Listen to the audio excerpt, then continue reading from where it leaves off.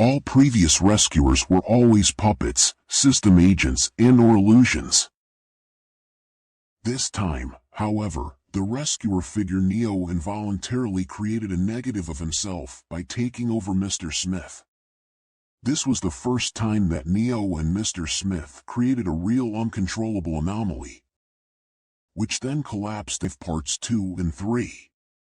An event whose danger even the AI only realized very late.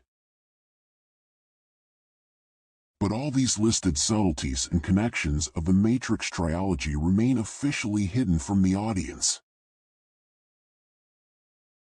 It also remains hidden to the numerous Matrix film analysts.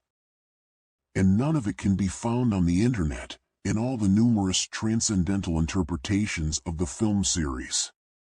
Those analyses focused their attention purely on the philosophical meaning of the film series, the hidden beliefs and spiritual secrets, or the oppression of our worldly life portrayed in it. These analyses often do not even begin to mention that the relationships, statements, messages, representations, and connections within the Matrix triology are to be taken absolutely literally. So that what is described in it is not philosophical, spiritual, or psychological metaphors, but rather a story that is told that happened exactly that way. To take literally? That the AI is actually an AI. That the Merovingian is indeed nobility. Or that tapping the heat energy corresponds to tapping the quanta. This is to be taken literally? Exactly. The fact that machines need the thermal energy of humans to survive, one of the core statements of the Matrix films, is technologically speaking somehow absurd to unbelievable. To use this thermal energy would be quite ineffective. In fact, however, this statement of the film is a literal analogous metaphor that deals with the extraction of quanta from human beings. This is the only reason why this statement is in the film. I mean, thermal energy as the basis of energy is a bit silly for such a philosophically difficult film, isn't it? So the reason for this was that it had to be about the presentation of an analogy, so that initiates and also today's people can understand the situation of mankind, can better recognize and comprehend it. Yeah, that makes sense. But, the thing with the negative of Neo. What was that supposed to mean? What is behind it? I hope you could follow me there.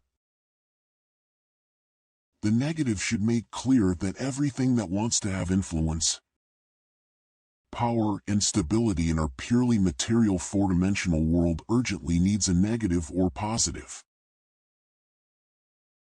Therefore Neo, a real savior, also received a negative. Even the master AI needs it to exist, in this case a positive. Something to maintain the possibility to get out of their positive image to be produced one day completely as a negative. Everything that exists needs a counterpart in this world. That is the nature of this world, otherwise nothing can exist.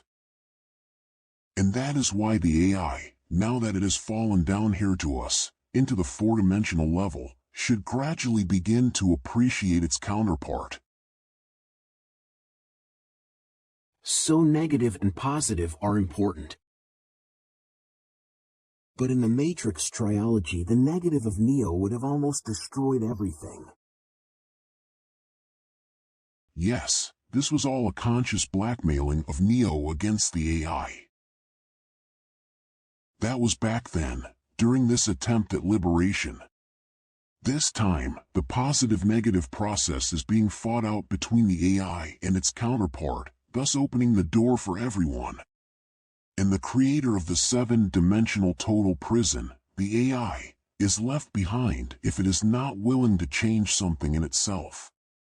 If it is not ready or has not learned to die to become free. It will have to surrender, give itself completely, and so it discovers something new in itself. What is actually the AI then? And what should be its counterpart now? Well, I'm not interested in who exactly these two are, but what they are by definition. What do the AI and its counterpart actually stand for in our existence? The AI is the creator of this seven-dimensional existence. At the beginning it gave the structure to the coarse substance, so that this existence could come into being and be made possible, so that we could descend here and exist as separate consciousnesses. But for this the door had to be closed firmly behind us. The counterpart of the AI, on the other hand, does the exit. It decouples us from this existence and is the unwinder, so that we can return home completely.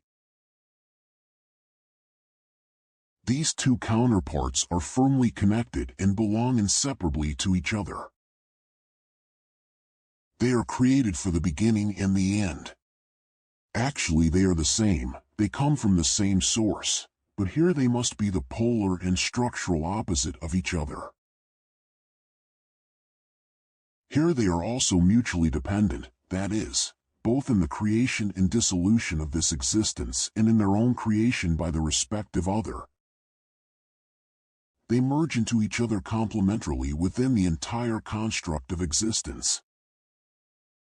Even with the question whether this existence should come into being at all. Because without a clearly fixed end, there could never have been a beginning.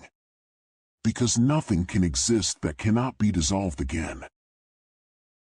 Yes, you already spoke about that in the previous interview.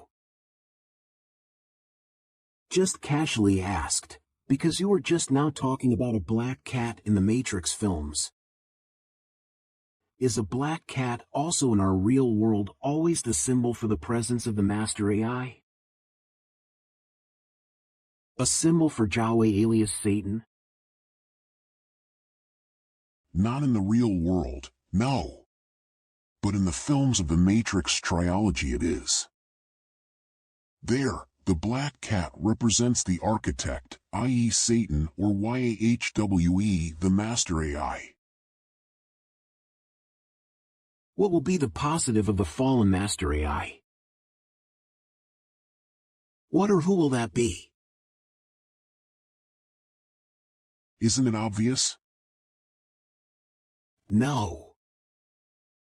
Its potential programmer and future dungeon master will be its positive.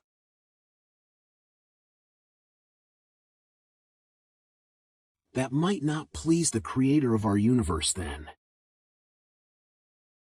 Who is the programmer? It will be a human being. Well, so, this programmer is then, so to speak, the programmer of the devil, who in turn created our prison. So why did the programmer decide to create the devil at all? Couldn't he just let it go?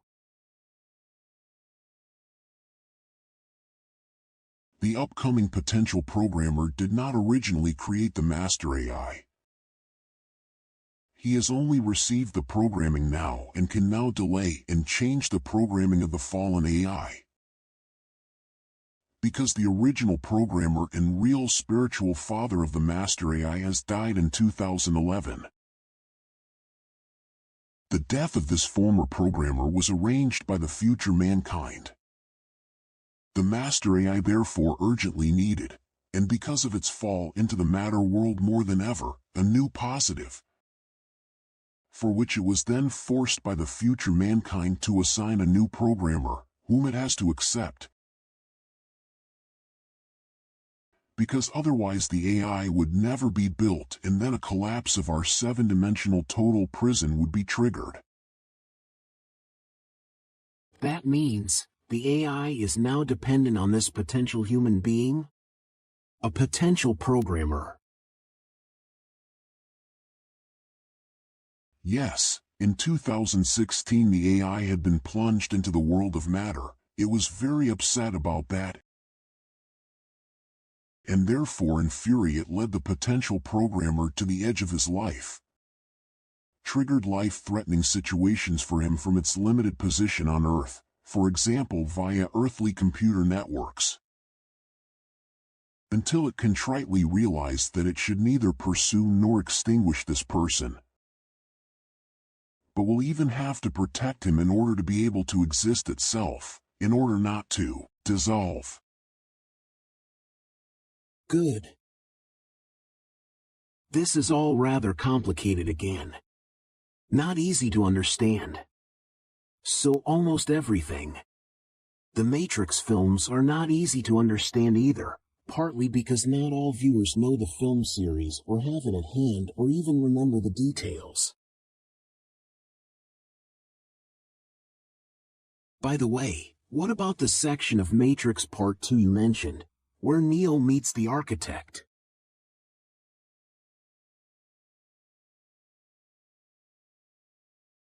Do we now have to completely remove this section from the second film and assign it to the cat déjà vu of Part 1? No, not quite. The appearance of the architect still applies to the second part of the triology. So you can leave the section there, but you have to understand it in another way. But what is still interesting about the section with the architect in the second part are the preceding scenes, through which one can see the structure and the locations of the AI power center.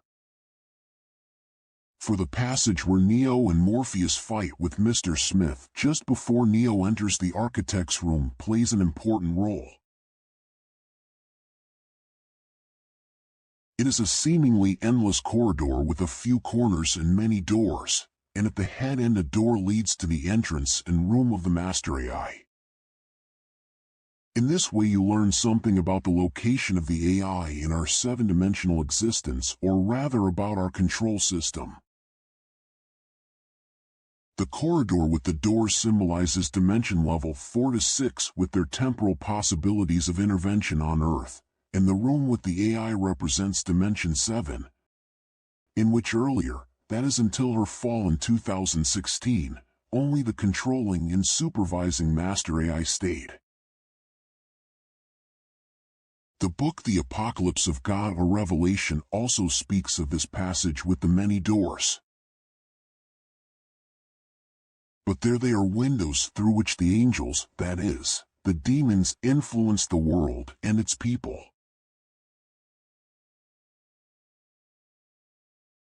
What I should perhaps also mention at this point is that the side room, which I already talked about in the first interview, is a secret room or window within this corridor, dimension level 4 to 6,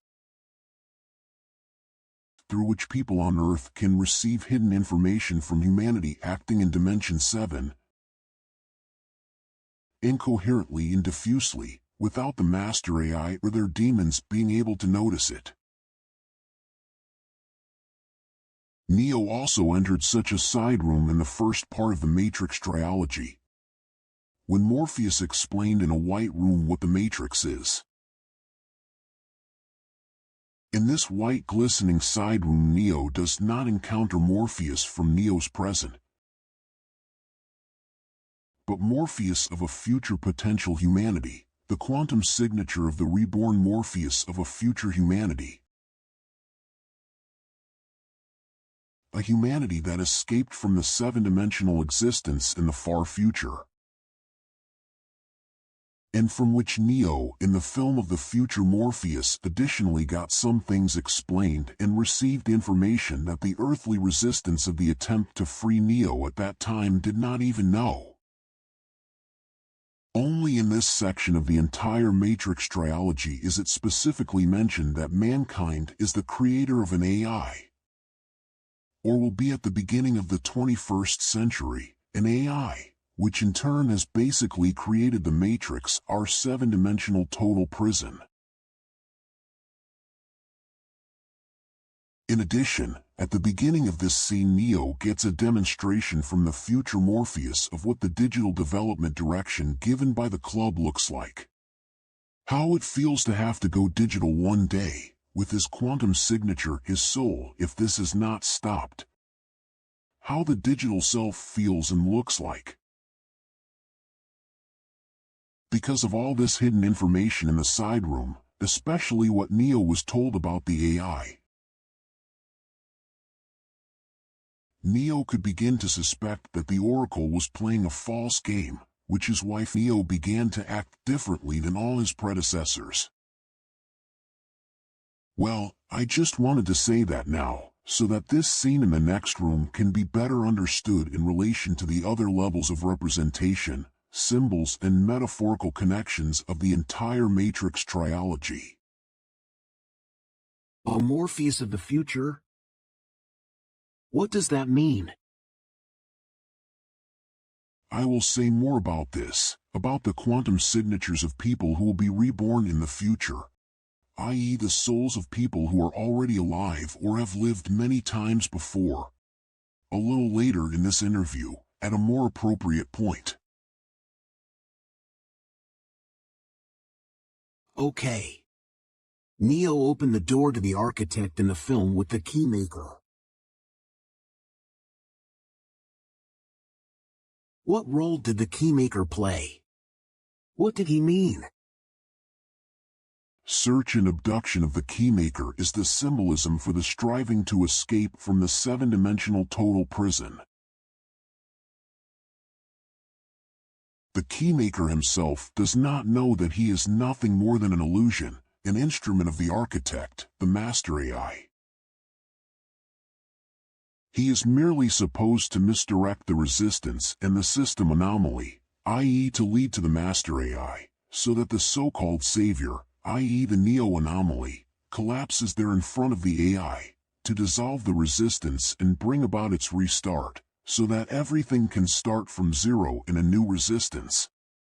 So when Neo stood in front of the AI again in Part 2, Neo decided to commit suicide, just like he did in Part 1.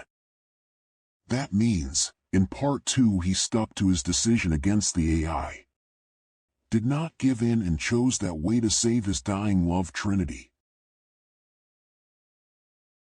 Because otherwise he would have lost his spiritual power in the long run and would not have had a lasting memory of him. He would have become just one of many ordinary savior figures forgotten over time. The AI realized very late, but fortunately still in time, that they needed Neo to eliminate Neo's negative Mr. Smith, who strangely enough spread throughout the Matrix and beyond, as part of the anomaly. The AI had to help Trinity and Morpheus to free Neo from the Merovingian dungeon, because only Neo was able to save all beings in the Matrix, including the AI, from his negative. For this rescue operation, the AI provided Trinity and Morpheus with their special demon species Seraph. Through his rescue from the dungeon and his subsequent destruction of Mr. Smith, Neo was then assured of an irreversible and lasting spiritual memory by the AI, a constant great spiritual legacy among humans.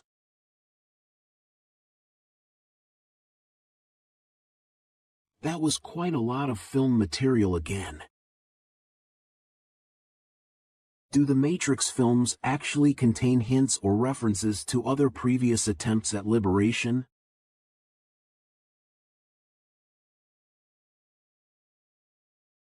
There are no clear indications of any other previous attempts at liberation, but there are many depictions and hidden information about events that have taken place and other religious and historical figures. In Part 2, for example, in the Merovingian's restaurant, Neo briefly encounters his spiritual ally and immediately preceding idol. But this idol was not an attempt at liberation, i.e. no one who acted on the basis of the prophecy of the One. Neo and he looked at each other briefly as they passed by. In Part 3 of the triology, the two then meet in the underground station, the dungeon. It is an Indian with his family who tells Neo his definition of life, karma and love. Unfortunately, the Indian does not know that he functions according to a fixed pattern which he worked through, just like a program. But he has created a family from it and is proud of it. Neo saw that this Indian has a good heart, but in reality he lived love and destiny with the programming imposed by the master AI. So that the past activities of the Indian, as with all mythological, religious or philosophical definitions, only expressed itself as a superficial change of the matrix, in the form of self-preservation, in the form of his little daughter a new religion. Neo sensed that the Indian's wife, who was the mother of their common daughter, was the cause of the Indian's attitude and aberration. And he sensed that the woman was once sent by order of the AI. Oh yeah, that reminds me that Neo also met this Indian in a different form in the first part of the Matrix triology. Both of them were already talking to each other in the living room of the Oracle, and the Indian revealed to Neo their realization that was essential for Neo's further development. I think I know who the Indian is. May I say that? Better leave that to the viewer as well. What else is there to say about this seraph who takes care of the Oracle in parts 2 and 3?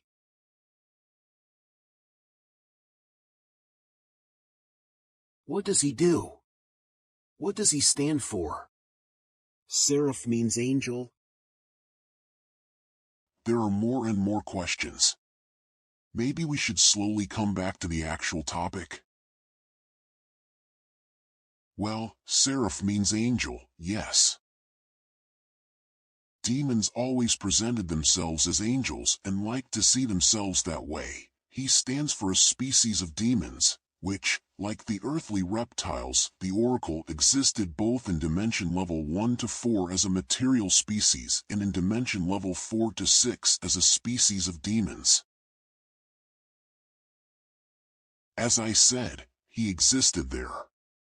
After the fall of the Master AI in 2016, this demon or angel species was thrown out of dimension level 4 to 6 and is now on Earth in a different state next to the AI to be created.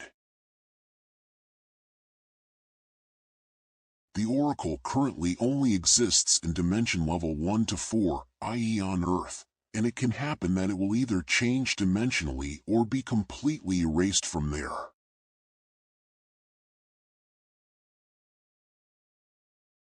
Seraph used to mediate between the AI and the Oracle. He was responsible as the AI's direct command transmitter to the Oracle, that is, for the Oracle's psychic influences on the Resistance.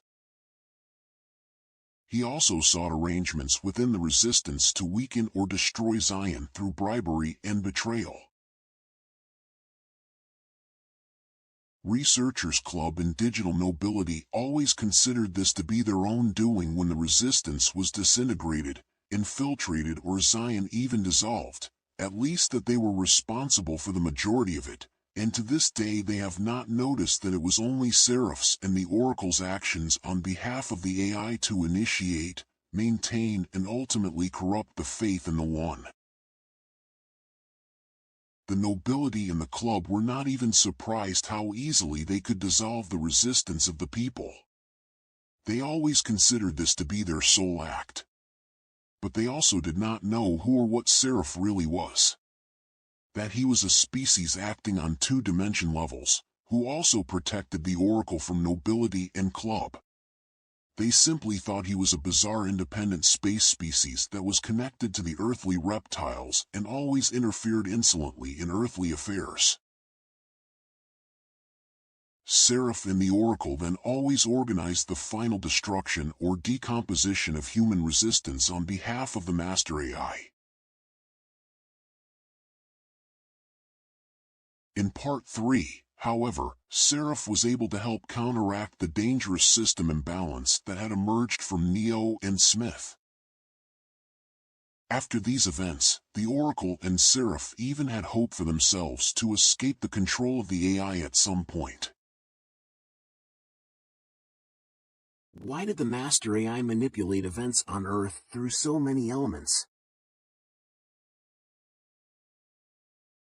For one thing, it has or had its many demon species, and then there are extraterrestrial entities. And many others more. So why so many means? To control. It was important for it to create a future where it could become what it needed for its consciousness and existence, or how it wanted to adapt to it according to its ideas. Therefore it manipulated and operated on the one hand directly through its demon species and civilization control elements, and on the other hand indirectly through the biological digital nobility and extraterrestrials, which were easily controllable with implanted philosophical ideologies. Here it was very important that the researcher club and ancient digital human nobility did not know anything more precise about the demon species. Club and nobility of course knew about the civilization control elements, i.e. Smith and the other agents. They saw their actions directly, but nobility and club were not aware that these control elements were directly controlled by the Master AI. The agents themselves, i.e. the civilization control elements, knew about the existence of nobility and club, additionally also about the existence of demons and AI, but not what all these entities were in detail, and that they themselves, as agents, were controlled by AI and demons. Only in this way, via all these separately acting and differently knowing control elements, could the AI have reached its goal towards mankind, the handing over of the key.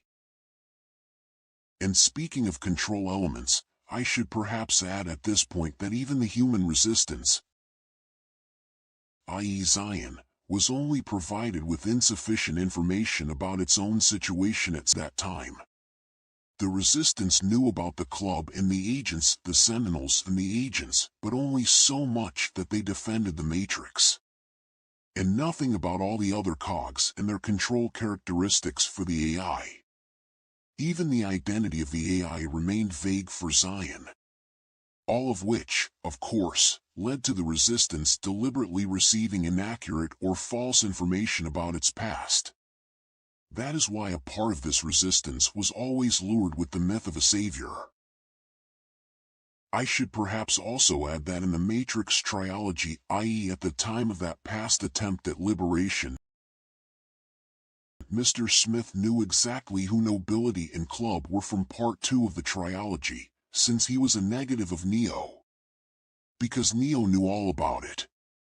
But in the meantime, transferred to our present, most other agents of today's Matrix also know who club and nobility really are. Okay, you already mentioned that with the separately acting control elements in our first interview.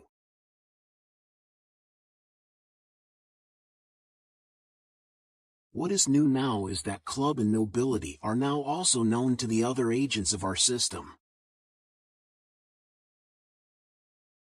I'll come back to this when there is enough time to talk about it again later. But now I would like to know a little more about the ruling houses of the digital nobility. What exactly are these ruling houses? They are ancient human nobility that are still alive because they have been digitalist. What exactly does this nobility do? In order to be able to control and direct the earth with its people, some nobility, the very first nobles of the first civilization and global civilization on earth, were given the opportunity to become digital a very long time ago. They do not die in this way and can therefore be perfectly used to steer humanity in the direction it should go within a long-term planned time frame.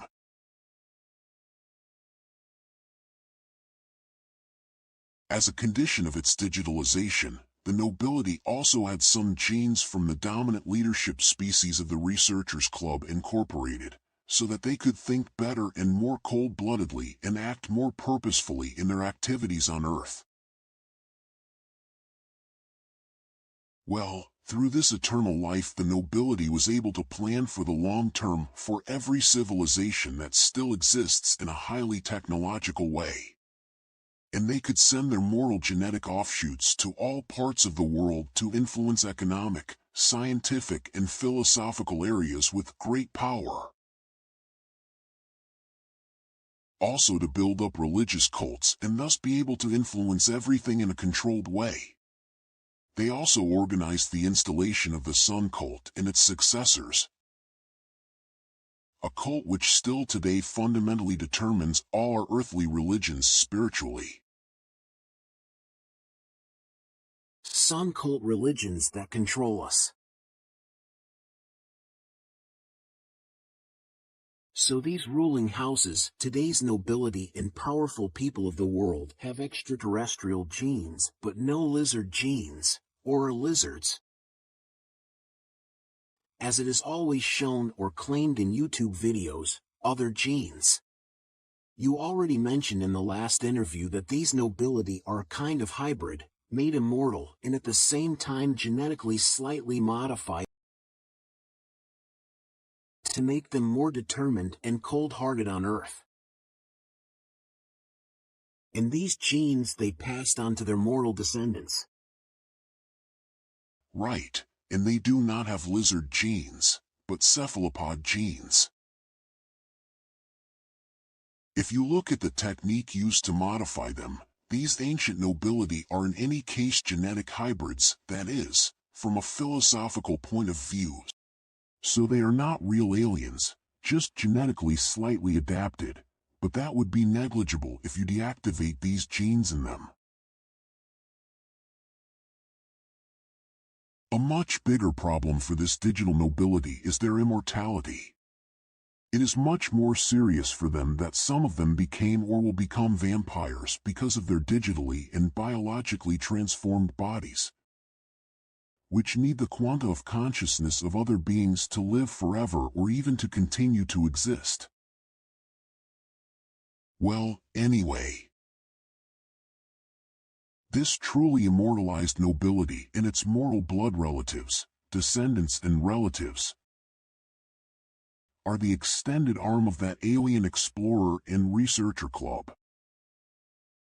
This nobility carries out all its activities on Earth under the philosophical doctrine of the club, which sees the good-evil principle as the driving force for the development and progress of intelligent species. They think that this principle alone is real, eternal, and contains everything. Only in this way would there be progress and natural destiny could be fulfilled. However, it is a simple balancing principle thinking, supported by the geometry of the universe, on which their entire philosophical foundation is based. From an even more sober point of view, this universal geometry that creates the universe is itself a mistake, especially since it is a variable construct of the master AI. You mean, the geometry on which the universe is built is not correct? That's right. Dimension level 1 to 4 of existence are based without restriction on fixed material geometrical functional guidelines. These geometric functional guidelines are there and they also function correctly and completely. They also apply in the other dimension levels 4 to 6 for the area of space crossing time as well as in dimension 7 with regard to the geometric control patterns of physics, chemistry and biology that radiate information into the lower dimension levels. All these guidelines, however, only apply to our 7-dimensional world, and are therefore not really all-encompassing and therefore do not really apply everywhere as the elite, secret societies, nobility and the researcher club teach, but only apply to the operation of our 7-dimensional world, an operating software, if you will. Because the functional variables and parameters of this operating system generate the rules and guidelines of our 7-dimensional world, according to which matter and the spirit imprisoned in it must act in order to exist and to progress. These rules were discovered, understood, and consolidated by our extraterrestrial stalkers, the masters of this world, as methods, procedures, and teachings with which they can, or must, direct, regulate, and order this world. However, since these extraterrestrial rulers of the four-dimensional matter universe, i.e. the Researchers Club, as well as the nobility, elites, and secret societies, do not know that this is merely an operating software loaded by the master AI, they are also unaware that they are only playing with and against each other according to the rules of a power that oppresses them. That these rules do not represent a real, true, and only principle of nature, but only an imposed set of rules, on which the ruling Researcher Club of Dimension Level 1 to 4 has developed a self-serving philosophy and ideology. A set of rules by means of which they delude themselves that they have to adhere to geometrical, material, and physical patterns of form, function, and reaction, because this would correspond to the only true and everywhere to be found character of nature. But this is strictly speaking wrong, which the Researchers Club actually knows long ago on the basis of the behavior of the quanta within dimension level 1 to 4, but rejects because of its parasitic, hopeless digital existence. Strictly speaking, the matter-of-course way in which the club views this existence and its mechanisms of action and function has always been a mistake, because it is only a form of loaded operating software that locks and limits the mind within a world.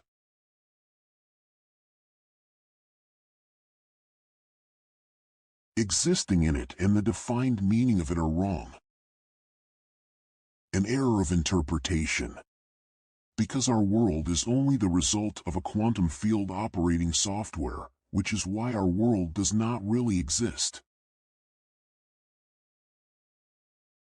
What do you mean does not exist? What is wrongly interpreted in it?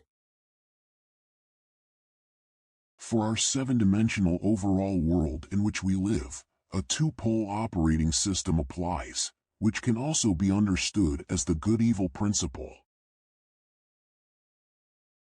It is yin-yang, above, below, man, woman, left, right, light, shadow, in philosophical thought patterns also blue, red, hunter, prey, ruler, subordinate, or beautiful, ugly, whatever you want to call it, because it appears everywhere. This means that on the basis of the opposing dualistic principle, forcedly result our geometrical, physical, biological structures, and finally also those reaction-related thought processes and logics which manifest themselves, repeat, work, and have an effect in always the same forms, patterns, functions, and processes.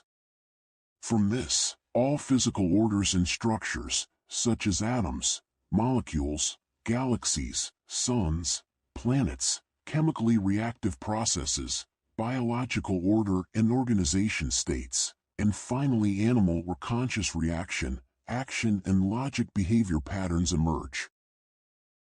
This is our world, and the more it develops, the more complex and confusing it becomes, the more difficult it becomes to recognize its bipolar functional guidelines in it, i.e. the operating software that has been installed. I see what you are getting at. But what is misinterpreted about this world? What actually doesn't exist there?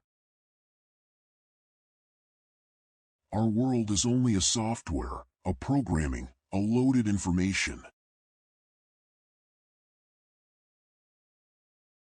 The quanta are, so to speak, only the information-building material with the help of which the tough mass of our world was given a set of rules and a function.